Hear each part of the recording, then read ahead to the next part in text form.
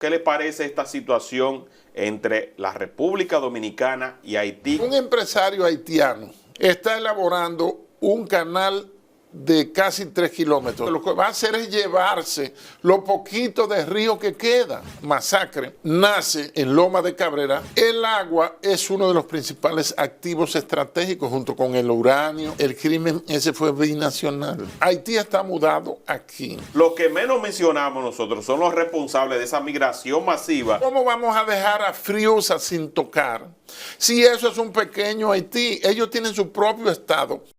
Amigos, bienvenidos a esta entrega con el general Damián Arias Matos, que se ha convertido en una especie de oráculo para este espacio porque nos vive indicando lo que va a pasar y cómo puede pasar con la relación entre la República Dominicana y Haití. Bienvenido, general. Gracias, José. Bendiciones. Bueno, este es su espacio. ¿Qué le parece esta situación entre la República Dominicana y Haití, que cada vez es más tensa y que se ha complicado a raíz de la construcción de un canal en el río Masacre, desde donde se pretende sacar aguas para desviarlas hacia territorio haitiano con fines comerciales que todavía no se han explicado? Fíjese, Haití es, o debe ser, debería ser una agenda permanente de República Dominicana.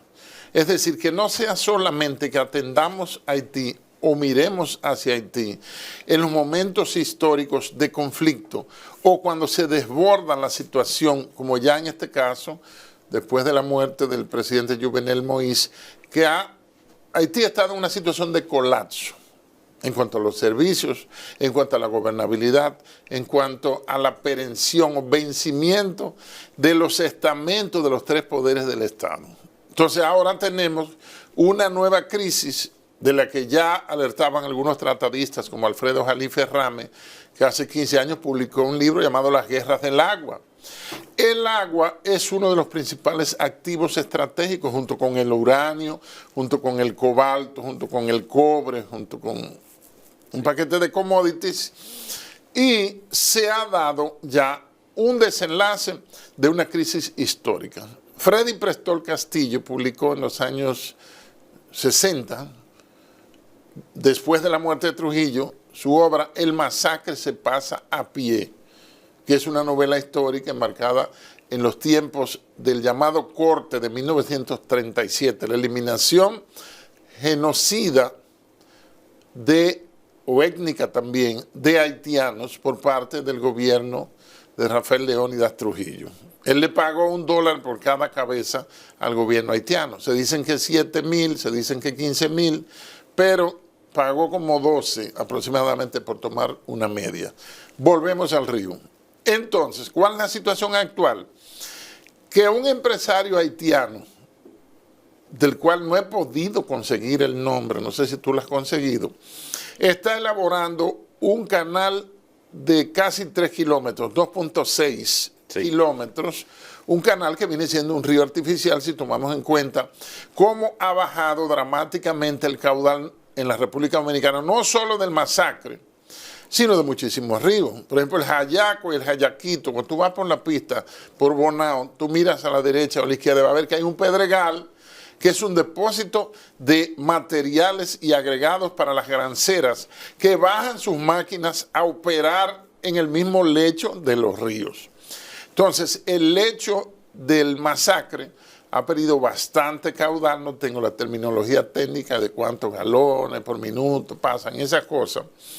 Y entonces, con esa canalización unilateral sobre un río dominicano, porque hay que decirle aquí al país que el Masacre nace en la Loma Pico de Gallo, en Loma de Cabrera, la tierra de Fernandito Villalona, y entonces termina o desemboca en la bahía de Manzanillo, entiendes, el territorio dominicano.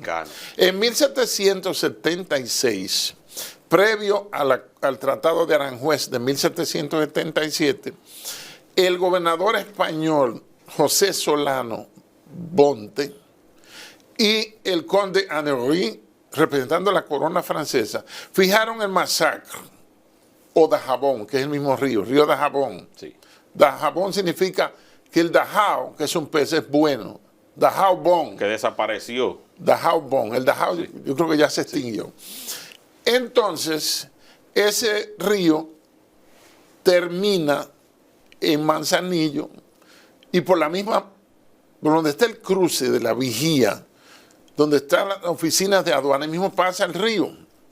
Esos dos mandatarios, uno o delegados, uno representando la corona española y otro representando la corona francesa, en 1776, acordaron como límite fronterizo el río Pedernales, en Pedernales por supuesto, y el río Masacre, o Dajabón, o Masacre en español, para la frontera norte.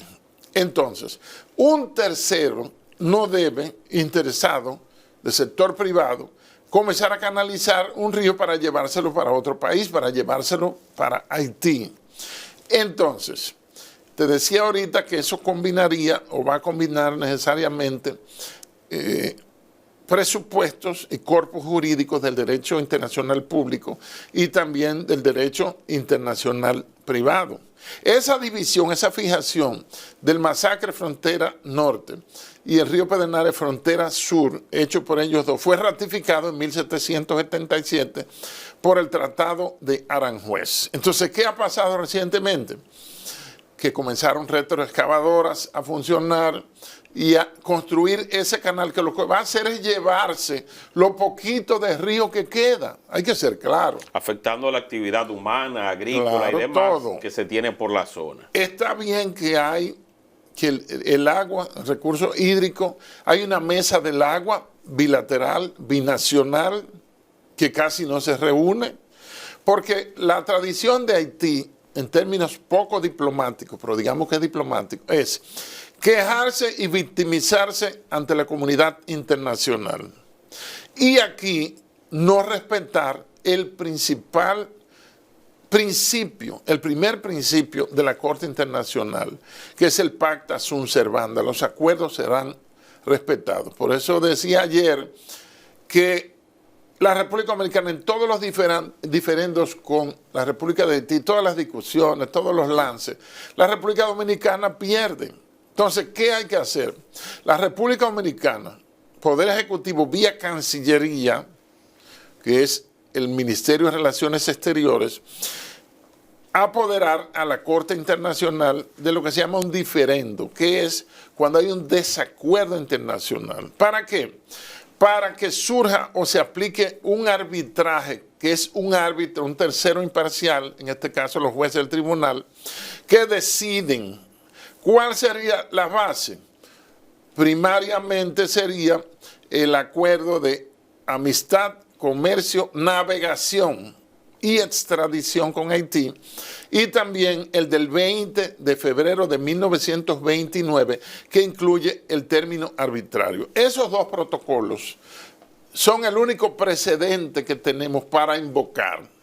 El del 29, al incluir el tema del arbitraje, es más rígido, si se quiere, que el de 1874 con Ignacio María González, que lo que hace es la República de Haití, por ese documento, tácitamente, reconoce la independencia dominicana. Pero ojo, ahí en uno de sus articulados, de ese acuerdo que está en el libro Documentos Básicos para la Historia Dominicana de Wenceslao Vega, ahí dice: los nacionales de ambos estados, léase República Dominicana y Haití, podrán hacer vida común, comercio y navegación en ambos lados de la isla. Es decir, que es una especie, en términos jurídicos, de una fusión adelantada. Entonces, lo que la República Dominicana debe hacer, elevar un diferendo ante la Corte Internacional de La Haya, o quizás la de la ONU podía dirimirlo, y que ahí perderíamos seguro, porque la ONU no quiere saber de Dominicana. La ONU es contraria a la República Dominicana, eso hay que estar claro. Totalmente. Claro en eso. Y Estados Unidos, Francia, Canadá van a seguir mimando a Haití. Entonces, en ese diferendo, ha apoderado ya un tribunal con arreglo al derecho internacional público, pero sin dejar de ver el derecho internacional privado, porque hay un interés privado ahí. Pasó con la medida que tomó Estados Unidos, el gobierno norteamericano, contra el Central Romana, por el alegado esclavismo, abuso laboral, trabajo infantil y demás figuras punibles. El Estado Dominicano se sintió como aludido, pero eso fue una iniciativa, eso es privado, porque aquí los ingenios que funcionaban los vendieron todos. Sí. ¿Y qué le parece a usted, general, las medidas que tomó el gobierno dominicano? ¿Son suficientes o no? Vamos a recordarlas un poco aquí para que el público las tenga presente. Se habla de la cancelación, de la suspensión temporal de los visados, también... ¿Y los que están vendiendo visados, cómo se van a hacer ahora? Se le detiene momentáneamente el momentáneamente negocio. Le va a afectar. O lo seguirán vendiendo no, a y puertas dejan cerradas. El dinero, yo te guardo el dinero ahí mientras Claro, tanto. y además hay pagos por ahí que se hacen por adelantado, Sí. que ya ese dinero ya se recibió, y si se vendieron 30,000 visas, 24,000 visas en 3 meses, ya probablemente hayan agotado la cuota del año, por lo que esta medida no sé si sea tan gravosa y afecte tanto los intereses de Haití. Primero es suspender de manera definitiva la entrada de todos los involucrados en el conflicto. Pero ¿cuáles son los involucrados? No lo identifica. Entonces dice también, y detener la emisión de visados a ciudadanos haitianos hasta nuevo aviso. Número 2, mantener el cierre total de la frontera por Dajabón, y si el conflicto no se resuelve hasta antes del jueves, cerrar mañana completamente la frontera para el comercio terrestre, marítimo y aéreo. Y número 3, reactivar la toma de aduana del río Dajabón en el inicio del canal La Vigía como una medida a corto plazo para garantizar el abastecimiento de agua a los productores dominicanos. Y cuarto, iniciar el proceso de construcción del proyecto de la presa Don Miguel como una solución definitiva a largo plazo, diseño que comenzó el año pasado, y se estima que la construcción llevará unos 30 meses a un costo de 2.700 millones de pesos.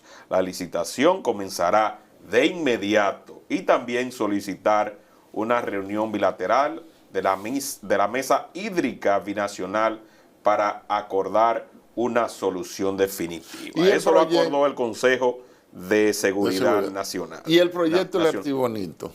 También el presidente estuvo hablando anoche en su proyecto La Semanal con la prensa, que se pretende represar el río Artibonito, que también nace en la República Dominicana y que llega hasta Haití, como una medida para generar un poco más de presión e impulsar que el gobierno detenga la construcción de ese canal en el río Dajabón, río Masacre. Fíjese que el Artibonito tiene 321 kilómetros y nace en la cordillera central y termina en el Golfo de Gonaives, lo que le dicen Gonaives en Haití. Es el río más largo de la isla. Pero el problema es que hay que establecer, como hay una crisis hídrica, nos está faltando agua como civilización, hay que ver si el río es de nombre o si tiene agua. Porque el río va a ser río si tiene agua. Entonces, España están destruyendo todas las presas.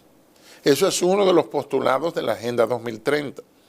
Y aquí entonces estamos construyendo o programando construir más presas. Sabemos que cada país tiene sus problemas y cada país tiene también sus soluciones, pero hay problemas globales que tocan al mundo entero, a todos los países. ¿Pero entonces, qué le parece a usted esta medida? Eso sería, uno lo que tiene que ver cuando hay medidas así, es el tiempo, el plazo para entrada en vigor. Por ejemplo, construir esa presa, esa Don Miguel, llevaría 30 meses, que son 2 años y medio, ¿verdad? 2 años y medio.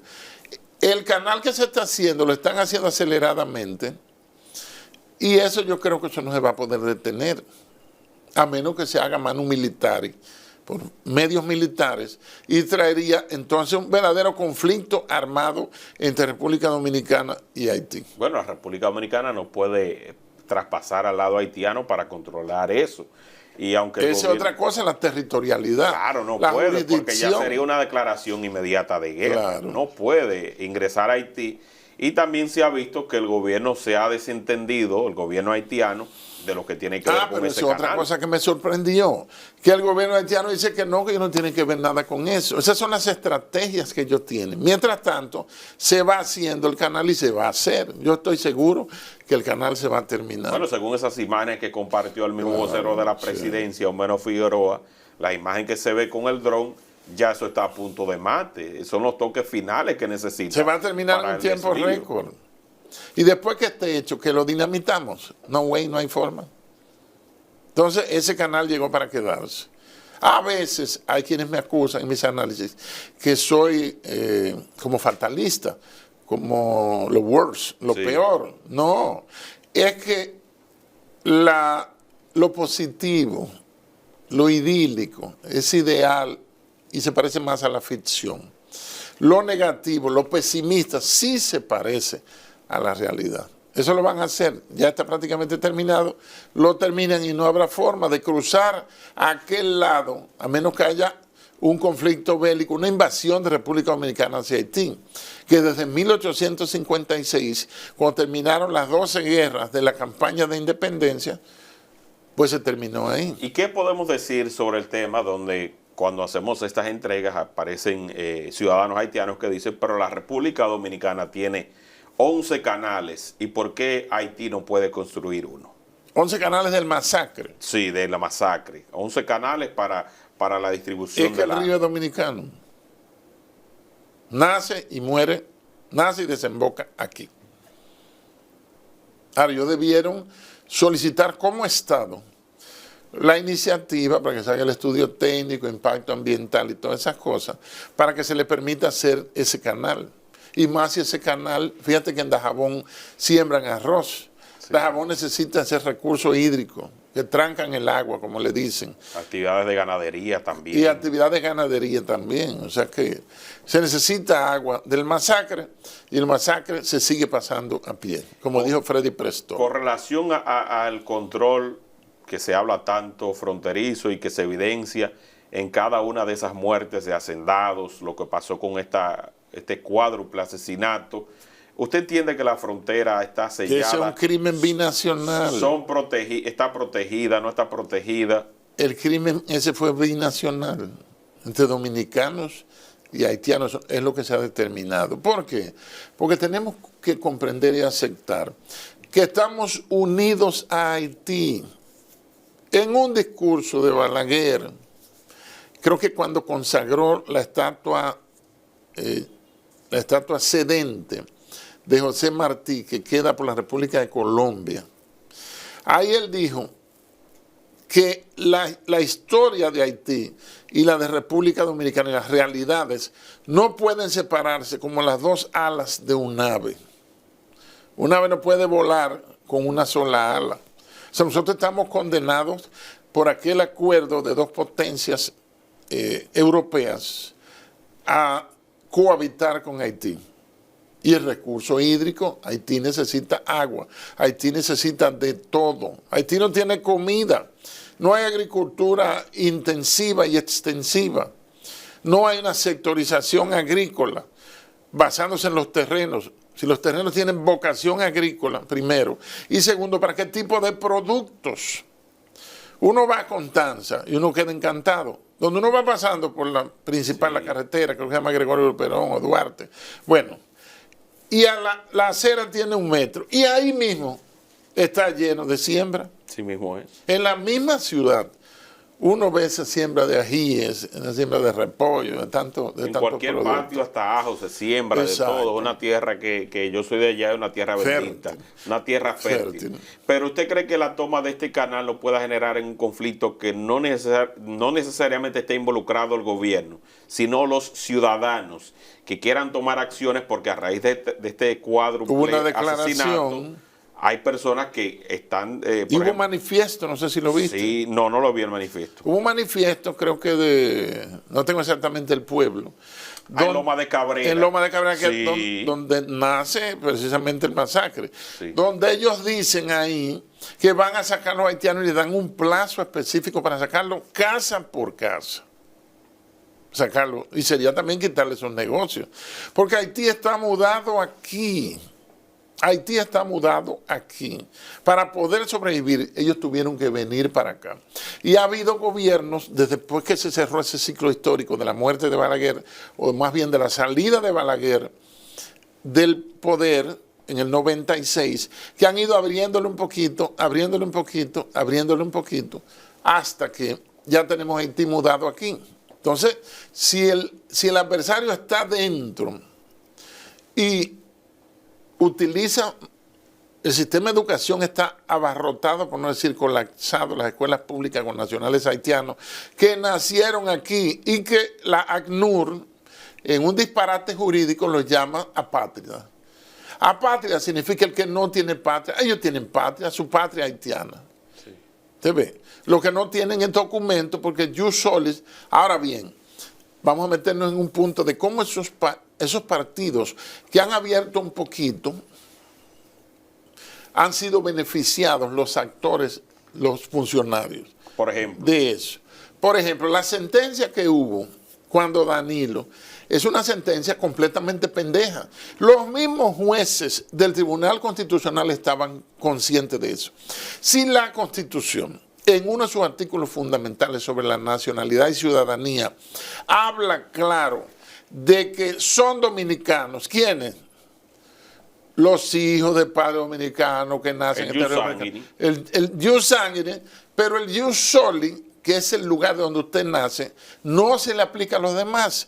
Eso se aplicó, ¿dónde? En Estados Unidos, donde quedan tanta tierra, uno recorre cientos y cientos de kilómetros y queda tanta tierra baldía, para traer una nación que sea un crisol de razas, mucha inmigración. Pues entonces se puso, y para fortalecer aquello de la Unión Americana, que fue atacada por la secesión o divisionismo de 1863, la guerra que se llevó a Lincoln, donde estaba el general Custer y el general Lee, que es visto como un héroe, y lo era, aunque fue derrotado. Entonces llamaban a la inmigración a que vengan aquí, a esta tierra de libertad. Venían de las guerras de Europa, venían de la persecución religiosa que todavía quedaba, aún después de la paz de Westfalia de 1648. Y entonces conformaron ese país. Entonces, eso fue un disparate, porque si la Constitución, que es la Carta Magna o ley fundamental, el rostro y estructura jurídica política del Estado que sea, esas son las constituciones, se pronuncia en un punto. Ningún organismo, ni siquiera el Tribunal Constitucional, tiene calidad, ni necesidad, ni jurisdicción, si se quiere, de emitir y decir que eso que dice la Constitución está correcto. Porque no es necesaria una sentencia si algo ya está previsto por la Constitución. Luego vino una trampa, creo que fue en 2013, que fue el Plan Nacional de Regularización. Lo primero es una palabra muy larga. Yo pienso buscarla en el diccionario de la lengua española a ver si está aceptada, como tampoco está aceptada cedulación. Cedulación es un disparate. Tiene que ser Oficina de Expedición de Cédula. Que lo oigan la gente de la Junta. Cedulación, eso no existe. Entonces, el Plan Nacional de Regularización. ¿Por qué un plan nacional? Bueno, una oportunidad de negocio. Por eso, el presidente que puso en ejecución ese Plan Nacional de Regularización, que se habló luego de que solo 248,000 haitianos habían aplicado y había unas filas terribles ahí en el Huacal, dijo en una entrevista, el problema con el gobierno es que por donde quiera que usted lo puya, botan dinero. Son oportunidades de negocios que tienen los presidentes y el grupo y sus cajeros y socios y los que son beneficiados, esa claque, con el momento. Estoy hablando de todos los partidos.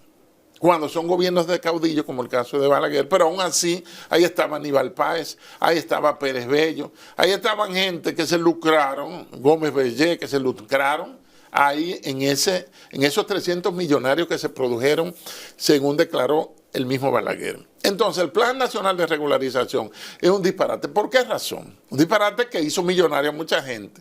Le permitió comprar villas y Castillas.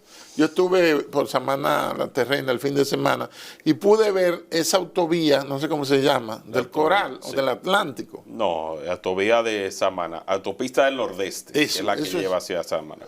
No, pero es cuando tú coges el peaje que llega a Samaná y te vas para Las Terrenas. Eso es una belleza, el paisaje que hay ahí. Bueno, para no meterme mucho en el peaje y seguir en el Plan Nacional de Regularización, ¿qué hacen? Que establecen y lanzan un plan nacional. ¿Para qué un plan nacional de regularización? No es necesario, porque hay una ley, la 284, que habla y dispone, y sus modificaciones que pueda tener, que habla de todo lo que hay que hacer en materia migratoria en la República Dominicana. Entonces, ¿para qué hacer un plan si ya hay una ley? Para una búsqueda de dinero. Una búsqueda porque una oportunidad de negocios. Los presidentes andan a la casa de chequear oportunidades de negocio. Fíjate cómo se detectó la relación directa que hay entre Danilo Medina y su hermanito, Alexis. Desde que había una oportunidad de negocio, mira, para que tú seas que le venda esto. El suplidor preferido del Entonces, Estado. una persona que no, porque, por ejemplo, si tú ves el nombre de un empresario que su apellido es una marca en más de 50 años que le está supliendo jeringas, por ejemplo, a salud pública. Tú no te sorprendes. Sí. Tú no te sorprendes, pero tú ves un nombre, un desconocido, que lo único que tiene es el apellido, para entonces suplir y vende electrodomésticos, suple mochilas, una mochila de la hermana de Danilo, acuérdate, que lloró, y suplen tantas cosas, y se dedican a todos los ramos de los cuales ellos no saben ni un carajo de esos ramos. Porque si tú tienes un área, por ejemplo, ferretería, aquí nos surgen inmediatamente nombres, Sí. que no lo voy a decir para no hacer la promoción gratuita. Ferretería, y se sabe que van a suplir, por ejemplo, toda la estructura eléctrica, los cut-out, la cablería, los tubos, los contadores, los cheques, los contadores, todo, para un barrio, para un residencial que va a ser el Estado. Eso se ve como normal, pero entonces surgen gente que son omnipresentes porque están en omnimercado, sería, porque omnipresente es Dios, omnimercado, que pueden incursionar en todos los renglones del mercado, supliendo.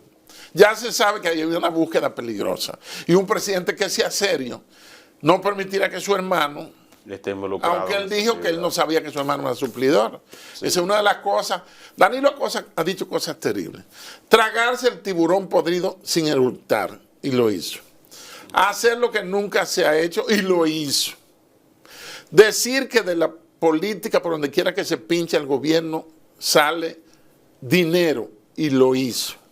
Y decir, cuarta frase famosa, que su hermano, él no sabe que su hermano era suplidor. Sí. Eso es increíble. Ya, lo vamos a dejar tranquilo a Danilo. Pero mire, con relación al mismo, a ese mismo tema de suplir, aquí hay corporaciones también que se han activado en este gobierno para acaparar beneficios importantes de actividades comerciales, porque cada gobierno llega con su grupo.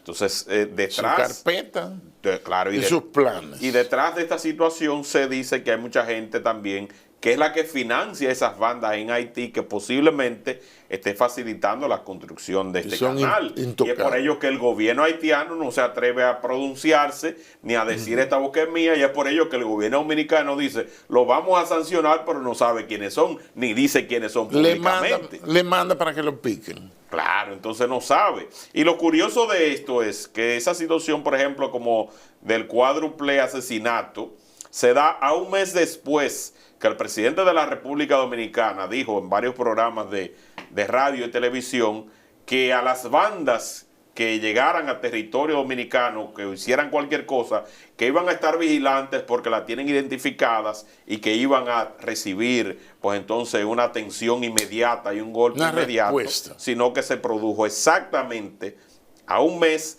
de él haber dicho esto. Bueno, el problema es cuando el discurso choca con la realidad. Juan de los Palotes, un ciudadano cualquiera, lo dijo hace mucho. Del dicho al hecho hay un tremendo trecho. La realidad siempre es la que nos da las lecciones más terribles. ¿Cómo se maneja o cómo sobrevive, si hacemos un pequeño desvío hacia el tema anterior, a retomarlo, un profesional o un emprendedor o un empresario que tiene un área específica? Entonces, ¿sabes lo que tienen que hacer? Tú te recibes de ingeniero y tú tienes que asociarte con algún ingeniero que tenga el poder político para tú poder sobrevivir. Usted vende semiconductores, usted vende materiales eléctricos, por ejemplo, que podría conseguir contratos millonarios. Tú traes desde China determinados productos. Y entonces, ¿qué haces? Tú buscas un político para darle una tajada, una mordida de dinero para que así tú puedas comer, porque si no, no hay forma. Empresas de ciertos ramos han venido a la República Dominicana que quieren invertir aquí. Pero el clima del famoso maletín para que te aprueben las cosas en el Congreso y en algunos ayuntamientos es bastante difícil. Si tú vas a poner una estación de combustible en este país, tú tienes que cantearte o no la pones jamás. Entonces, ¿qué tiene que hacer?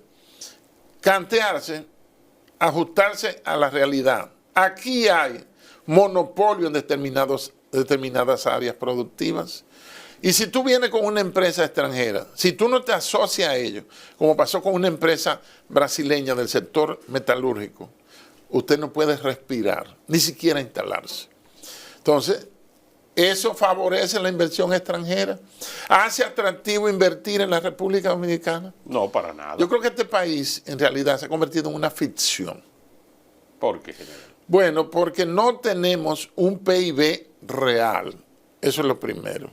La productividad nacional, hemos tenido una involución.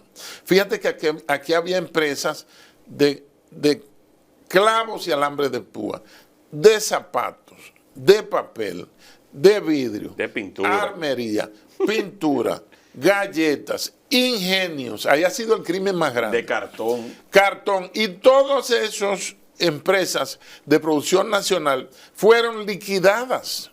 Me llamó la atención una carta que mandaron, me meto aquí en términos históricos. El Consejo de Estado. A la muerte de Trujillo, el presidente era Balaguer, desde el 3 de agosto del 60, cuando Trujillo le pide la renuncia a su hermano menor, Negro Trujillo, para civilizar un poco el gobierno por los escándalos del atentado contra el presidente Rómulo Betancourt de Venezuela con una granada de fósforo blanco y esa cosa. Entonces, cuando Trujillo muere 30 de mayo del 61, martes 30 de mayo del 61, esa superestructura industrial que nunca habíamos tenido, ni la volveremos a tener jamás, estaba en franca productividad para consumo interno y para exportación. ¿Qué pasó? Que en el libro Entre la sangre del 30 de mayo y la del 24 de abril, publicado por Balaguer en 1970, por ahí, él transcribe la carta que le mandaron los trujillistas arrepentidos del Consejo de Estado, que nadie votó por ellos, ni el término Consejo de Estado existía en la Constitución vigente. Y le mandan un listado de la gente y militares y policías que deben ser cancelados o puestos en retiro, y le bajan una línea a Balaguer, que era el presidente. Fruto de esas presiones, el 16 de enero del 62, Balaguer tuvo que volar o salir de la casa de doña Emma, Máximo Gómez 25, y asilarse en la Nunciatura Apostólica, que es la Embajada del Vaticano, en la César Nicolás Penson, al lado de su casa, con Máximo Gómez. Entonces, todas esas empresas, algunas familias las cogieron y se dedicaron a la misma actividad, porque ahí estaba la infraestructura de las maquinarias y todo. Y otros diversificaron en otras cosas y variaron. Algunos que incursionaron, que se cogieron o compraron la papelería que había creo que en Villa Altagracia, pues variaron a producción de tinta, producción de pintura, a impresos y cosas semejantes o parecidas al ramo de Induspapel. Y que después vino también el golpe mortal con las empresas de corte, cuando Leonel Fernández entonces liquidó lo poco que quedaba. Pero oye cómo se miente en el discurso. Todo debe tener una narrativa. Por eso los países tienen una constitución y sus leyes que son narrativas. Las religiones tienen una narrativa, las tres principales religiones, ¿entiendes? El judaísmo, el cristianismo y la fe musulmana, que es más nueva que las otras dos, tienen una narrativa. Tienen en común que son revelacionistas, tienen un relato que desde el más allá, desde la divinidad, le llega una revelación, y tienen también que son monoteístas, un solo Dios. Entonces, se construye una narrativa necesariamente para poder detentar el poder. Y esa es la realidad. Entonces ellos exigieron cosas, exigieron cancelaciones en esa carta donde presionaban a Balaguer, y en realidad se hicieron con el poder y son los que gobiernan todavía. Y son los que han facilitado las condiciones también para recibir esa mano de obra procedente desde Haití, para pagarle menos, para vulnerar sus derechos, y son los menos mencionados en esta debacle que tenemos en la República Dominicana. O en esta ecuación, por decirlo. En esta ecuación, o sea, los que menos mencionamos nosotros son los responsables de esa migración masiva que dejaron de contratar al dominicano llamándole vago para buscar la mano de obra haitiana y vulnerar todos sus derechos y explotarlos y beneficiarse ampliamente de los gobiernos que no le tocan ni se atreven tampoco nunca a hacer absolutamente nada contra ellos. Fíjate un caso, la misma ley de seguridad social, cuando afronta más bien el código laboral, que decían el código Trujillo, pero eso era para, porque como todo lo Trujillo es azarado, no es Trujillo, pero te traemos algo mejor. Sí. Establece, por ejemplo, tú pasas por una construcción, hay un ingeniero dominicano, un maestro dominicano, y hay 80 obreros haitianos y 3 o 5 obreros dominicanos. Entonces, la misma ley establece los estándares internacionales, que si ustedes están trabajando en una torre, en un edificio, en área de construcción, tiene que tener botas con casquete metálico y non-slippery, que no rebalen. Tienen que tener gafas protectoras contra las partículas. Tienen que tener un chaleco reflectivo y por lo mínimo un casco protector color naranja o amarillo, un color visible. Fosforescente. Y también hay que ver si esos obreros tienen por lo menos un seguro laboral genérico para proteger su trabajo.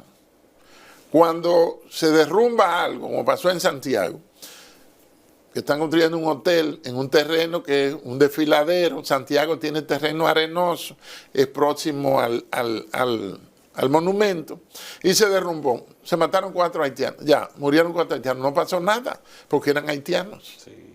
Entonces, hay que ver, o que desde el Estado se le exija a ese sector empresarial. Estamos tocando un tema delicado, un tema que todo el mundo evade, rehuye y que le tiene temor, pero hay que decirle la cosa. Usted tiene que comprar cascos protectores, guantes también debe usar. Pero mire esa masa humana que tenemos en el este de la República Dominicana, la empleomanía del este, y cómo se ha convertido en un problema para el país el hoyo de Friusa, donde las autoridades dominicanas tienen miedo a entrar, general. Mira, Friusa, ¿usted había visto eso? Friusa es un pequeño Haití. En 2013 se hizo, durante la jefatura creo que de General Castro Castillo, sí, se hizo un plan que lo llamaron plan de contingencia, algo así, con el tema de la seguridad. Atacaba Santo Domingo Este, Distrito Nacional, San Cristóbal, Santiago e Higüey. Los planificadores en Higüey se hallaron lejos ir a Higüey. Usted tiene que ir al sitio. Y no incluyeron a Friusa. Y en una reunión en la jefatura con la plana mayor yo me pronuncié ahí, con el riesgo de caer preso. Lo hice en términos respetuosos, por supuesto. Diciéndole que cómo vamos a dejar a Friusa sin tocar, si eso es un pequeño Haití. Ellos tienen su propio Estado y sus propias leyes. Y ahí se controla todo. Ahí se controla la circulación, hay peajes a los comercios, se controla quién ejerce la prostitución, se controla el comercio, por supuesto, y ellos son ley, batuta y constitución ahí en Friusa. Y Friusa no lo tomaron en cuenta. Ay, imagínese usted cómo se pretende entonces poner el orden en esta situación que a todos nos afecta. Porque así mismo como se explotan ellos también están arrebatando oportunidades al trabajador dominicano en una situación irregular y donde esos empresarios, en su mayoría dominicanos y españoles, son los que se llevan la gran tajada porque no tienen que pagar seguridad social. Los españoles con esa visión colonial claro, que tienen. Porque no le pagan a ellos tampoco lo que se merecen en cuanto a todos los privilegios que merece una clase trabajadora como la que es la clase trabajadora haitiana y a la cual están explotando allí. O sea que nosotros también nos sentimos que el gobierno no está haciendo tampoco un esfuerzo para hacer lo que tiene que hacer. Fíjate un detalle. El obrero haitiano es ilegal en un 98%, o tiene documento vencido, o de una visa le han sacado copia o han fabricado 80 visas con el mismo nombre, Jean-Pierre. Entonces, el estatus jurídico, el marco de protección de la actividad que él hace aquí laboral, es prácticamente inexistente. Ya dijimos lo de en términos reales, fácticos, la desprotección que tiene. Pero otro punto, es un obrero eventual, es un obrero temporero, no es contractual. Porque si tú vas a hacer una torre que se termine la construcción en 11 meses, en un año, ya tú despachas ese hombre ahí y te fuiste en banda, a menos que tengan otro proyecto o algo por el estilo, o que le tomen el teléfono para llamarlo por WhatsApp, decirle que usted puede moverse a tal sitio, que la compañía está haciendo tal cosa. Entonces es un obrero temporero, eventual. Ahí me acuerdo del caso PEME, con eso de programa mínimo empleo. Mínimo eventual, que sé yo qué. Sí. Entonces, esa palabrita eventual, es que tiene que haber una narrativa. Es temporero o eventual, desprotegido jurídicamente y no tiene un estatus migratorio deseable. Entonces, ahí está completamente en desventaja. Y los empresarios y empresarios, que quedan muchos aquí, pues tienen ahí todas las de la ley. Es lamentable esta realidad, general. Lamentable. Hay un dato adicional que quiere aportar. Veo que su canal está creciendo, general. Sí, usted me mandó como 600. He visto mucha gente que se ha interesado. Ya tengo 4.170. Y sí, he visto de los suscriptores nuestros que van y comentan rápidamente. Y la idea de cambiar General Arias Matos. Claro, eso lo beneficia mucho porque sale su nombre. Una marca. Claro que sí. Así que les exhortamos a ustedes que pasen directamente al canal del general Damián Arias Matos, que siempre trae información fresca, información oportuna, información veraz, que no juega tampoco con temas sensacionalistas, sino que es lo más apegado a la realidad posible para evitar también confusiones. Copiándote a ti. No, usted sabe que el maestro es usted. Porque la gente me dice a mí, José Peguero, sí, ese hombre es creíble. Sí. Tú no utilizas el escándalo mediático. Por ejemplo, hay veces que ponen último minuto. Sí. Y cuando tú ves último minuto, ya eso hace 10 años, no tiene actualidad ni es lo que te dijeron. No tiene, ¿no? Entonces nosotros no nos gusta engañar al espectador, lo respetamos, porque sabemos el tiempo que cada cual dedica, y más en una plataforma tan diversa. Ya tiene 400,000. 400,000 llegamos, general, usted nos ayudó a yo lo vi, 400,000. Claro, llegamos a los 400,000 suscriptores, gracias por recordármelo, gracias a esas personas que colaboran con este espacio, que comentan, que comparten. Yo sé que hay muchos que a veces no se motivan a comentar, pero son los que comparten el contenido en las redes y nos ayudan bastante a seguir creciendo, y exhortamos a que pasen directamente al canal del general Damián Arias Matos para que él se siga fortaleciendo. Y hay informaciones de último minuto que a veces no podemos tenerlo en esta plataforma, sino que desde donde él se encuentra saca un tiempecito, un video corto, 5 o 7 minutos, y explica de una manera llana qué es lo que está pasando. Y que ustedes llana y a veces técnica. Y técnica, claro, y la parte técnica, pero que es entendible y digerible para incluso hasta el que no conoce a profundidad los temas, porque usted lo hace de una manera muy didáctica. Yo trato de que lo que yo comunico tenga, por supuesto, cierto nivel, pero que sea comprensible. ¿Qué yo gano con decir las cosas con un enredo terrible? Como hay muchos. No, pero ¿para qué? Y también como hay muchos también que a veces genios que dejan su comentario, que nosotros valoramos de forma positiva, e invitamos a que esos genios que están detrás de la cortina tengan el valor de exponer y de expresarse. De Argentina me escribieron de un instituto que se llama Crecer. Sí, sí. Por uno de los vídeos de Kenia en el que lo picaban. Sí. seguro le interesa contactarlo. Y sí, me posiblemente, contactaron. claro, van a necesitar alguna intervención suya vía Zoom o cualquiera de esas plataformas para ellos también tener una perspectiva diferente. Pero nosotros estamos abiertos a recibir personas que quieran aportar sus conocimientos, siempre y cuando lo hagan de una manera respetuosa. No tienen que insultarme a mí, ni al general, ni a nadie, sino dirigirse de una manera agradable, porque lo que queremos es fomentar un debate sano y no de odio ni de divisiones que realmente no aportan nada a este país. Así que gracias, general. Gracias, José. Gracias a ustedes y que Dios los bendiga. Bye, bye.